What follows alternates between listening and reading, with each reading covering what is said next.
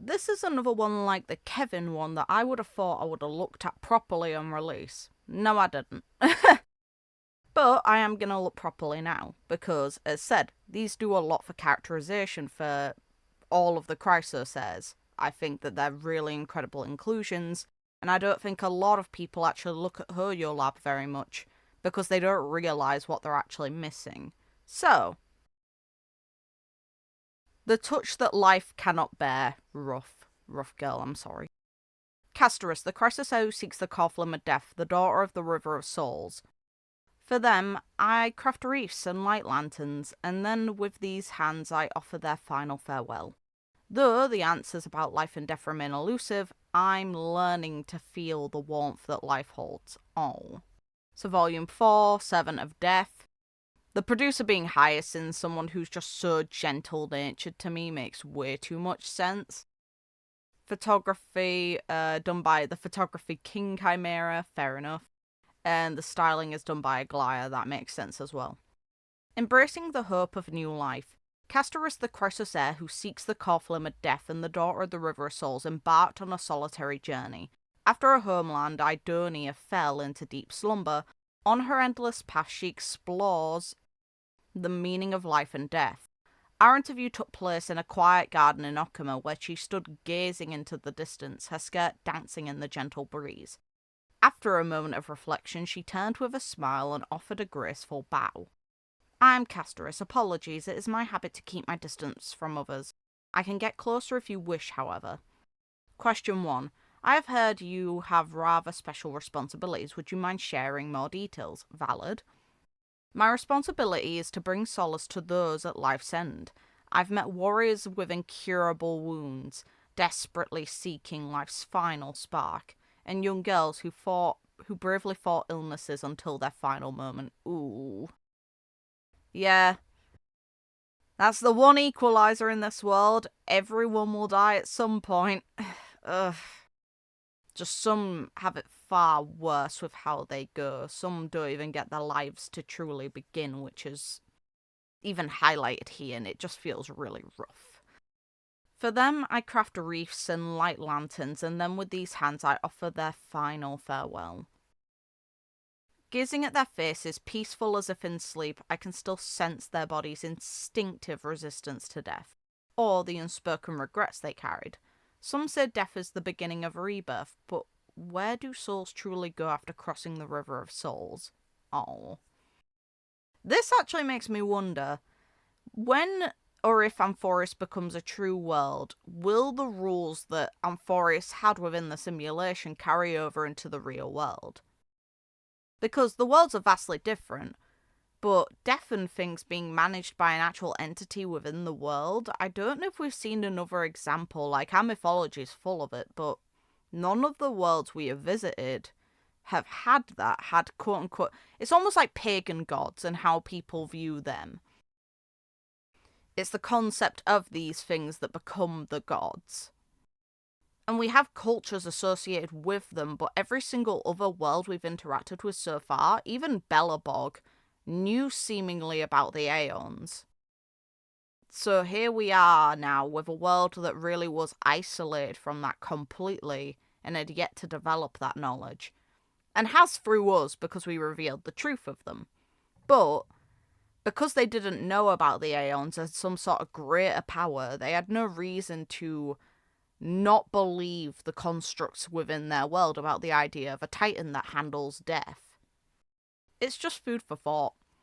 Question 2. So what is your perspective on death? We know her perspective on death actually changes at the end of her story. This is before that. So, you know Thanatos the Death Titan, and I was once called the Holy Maiden of Death. In those days, the blizzards of Idonia had not yet ceased.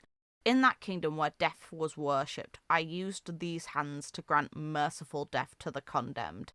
Yet, in truth, my actions were no different from taking life. I often questioned myself then, could death possibly have another meaning? Until the black tide came and I set forth on my journey, gradually I began to see life's truest colours, and these colours guided my slow steps forward. Though the answers about life and death remain elusive, I'm learning to feel the warmth that life holds. Yeah, real. Question 3. Sounds like you've had quite the transformation in your outlook during your long journey. That's not a question, that's a statement. Anyway, so I've been told, looking back when I came to Okhema, it was like turning a new page in my life. Following the golden thread, I learned my very first dance. Aww, Aglaya, that's such a nice thing to do. Aww. The time spent studying at the Grove with companions became precious memories, while I also spent time capturing daily moments through photos, my first academic success, and learning to create dolls. Aww. Oh, sorry about that. Whenever I speak about life in Okhema, I tend to... Throughout this journey, I'm grateful to have met you all, and before my next departure, I hope to leave something behind for this world, which you do. Atta girl. Question 4. When are you planning to depart on your next journey? Unfortunately, the shadow of death has not revealed itself, so I must continue my search. If you have any lingering questions, please feel free to leave me a message at any time. Hey, girl. Chimeras! Yay! Lady Trian says this is the cutest little life form in all of Okhema. I feel the same way. Vibing. Good kitties. Lady Aglaya often stands in this exact spot. I wonder if she sees the same view I do. Probably. It's interesting that for her, most of the images, like, we know she likes to take black and white photos, but some things are coloured for her, and it's probably the things that impact her life. Yeah, they're continuing the trend. Individual things are lit up while the rest is grayscale. Sunlight and flower fragrance in a cosy courtyard. I should recommend it to Hyacinth. She would appreciate it. Aw, thoughtful. The golden butterflies in the grove aren't physical entities, so they probably won't be affected, but just in case, I better not try. Aw, avoiding touching them. Rough. Dromus! I never expected anyone would actually challenge a Dromus for food. They've done what I've only imagined doing. How wonderful. Girl, you were thinking about taunting the Dromus. Come on. I think we began our journey to safeguard these very things. I think she's right. The Chimera Fairy Tale Storybook Collection by Castorice. This was referenced before, and I kinda like it. It's cute that we're getting it. The little monster meets the chimeras. Once upon a time, there was a strange-looking monster bearing a sinister curse. People kept their distance, leaving it to curl up alone in an abandoned castle as snow and wind buried everything. Until one day, a group of little chimeras stumbled into the castle. Fig Stew, the bravest one with orange fur, dug through the thick snow. Is this a reference to Mighty? Honeybrew, the red one, discovered the monster and happily exclaimed, "Your wings are so big and beautiful." The monster was frightened and asked, "I look strange, aren't you scared of me?" So Honeybrew would be Treebee or Treebeos, you know, the three of them.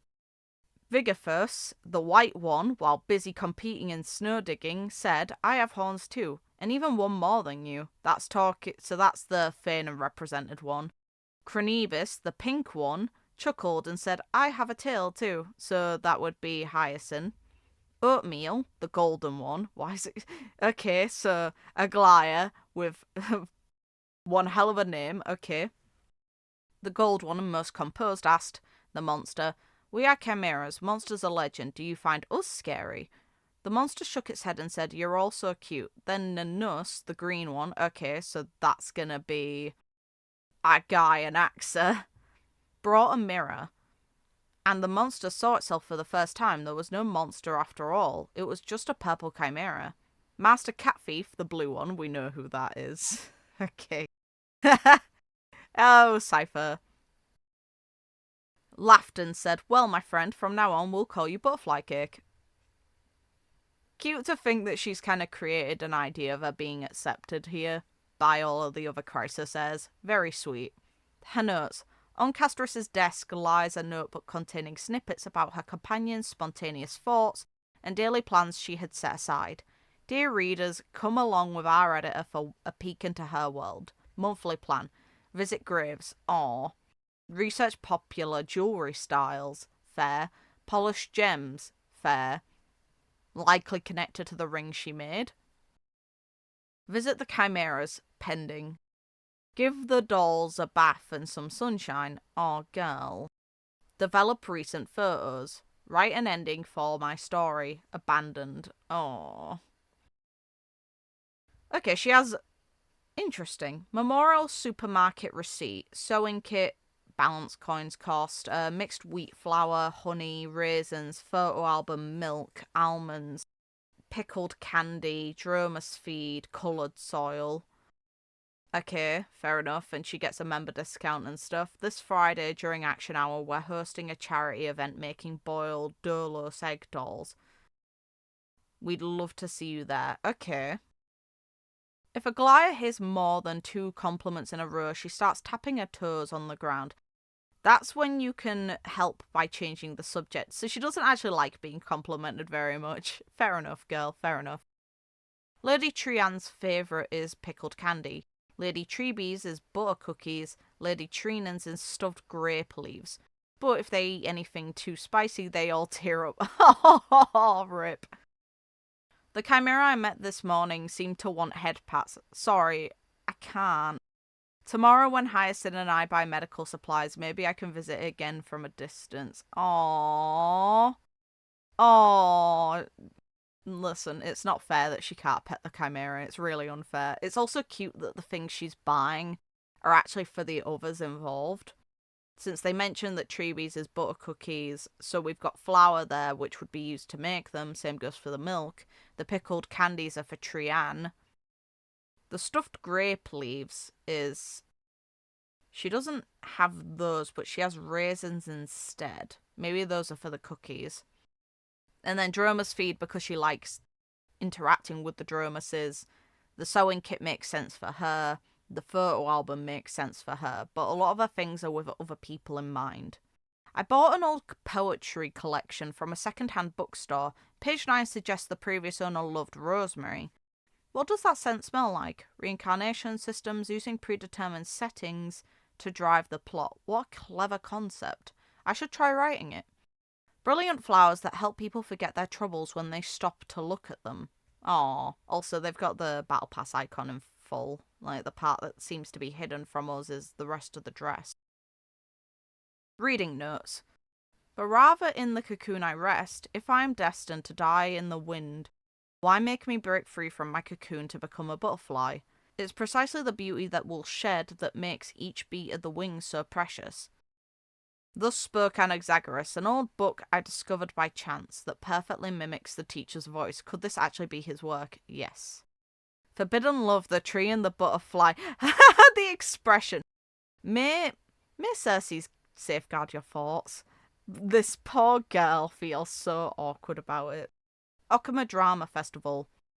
1000th show. Commemorative ticket. Okay. Today's main focus is on the daily life posts at the top of Okhema's forums, where people typically share their fresh perspectives. Ooh, 211. Today I spotted Lady Castorice on the market. Even from a distance, I could feel a cold aura emanating from her. Be nice to her. They say being within 5 meters of her causes a slow death. Keep your distance, or misfortune shall befall you. Be nice to her. That's a bit of an exaggeration from the poster above. Lady Castorice shops like anyone else without issue. Trick soil, I doubt that. Last time she stood near a Dromus for a while, and for some reason somebody nearby started eating red soil. She's definitely influenced their mind. They're talking about us. They're talking about us. We didn't get influenced by her. The Trailblazer's a moron. That's what's going on there. Be nice to her, the poor girl. The same poster again. She can easily steal life from living creatures with a simple touch. Death is truly within her grasp. You council elders, stop using fake accounts and post with your own. Honeycake. For those who don't know her, this is Castorice. Okay. No. Did you take this with a door lock? Use a slate next time. And there it is. Okhema's 8th wonder of 7. Photos of Castorice, only to turn out black and white or blurry. Oh, that's her? I often see her sweeping graves for the deceased at the cemetery during my work hours. Perhaps she's repenting for the bloodshed she carries. No, she's just being nice. Leave her alone. I hate that that's called dad joke. I hate. What if Okhema is destroyed one day just because Castorice hugged the ground? That's dumb as hell. Please watch your language, respect others, and help maintain a friendly community.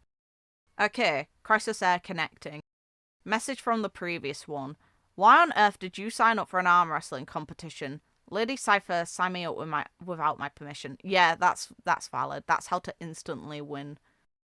On the next issue, it talks about Anaxagoras, and yes, we get confirmation that is the spoke Anaxagoras' own work. Yes, it is. Yeah, they add a lot in here. I feel bad that she can't pet it, and I love the silly drawing of it requesting pets. Poor thing, and poor her. And her little emotes about things in response to them, and her little doodles. What a sweetheart. I appreciate her. And it's nice that this book is actually popular. It makes sense that it'd make a good children's story. It kind of... It creates a positive message about accepting others. It's nice that she was able to use her own experience to have a positive impact on others. And we know how her story ends. The sweetheart. But yeah, I really like these. I think they make really good reads. I like it. I hope that in the future they'll do this again for upcoming characters. They do make posts on characters, but these seem to be the best ones, where they're almost like full magazine articles. They're stylized magazine articles. I think it's cool. So have a good night, morning, day, whatever time it is, wherever you guys are in the world, and take care of yourselves. Bye.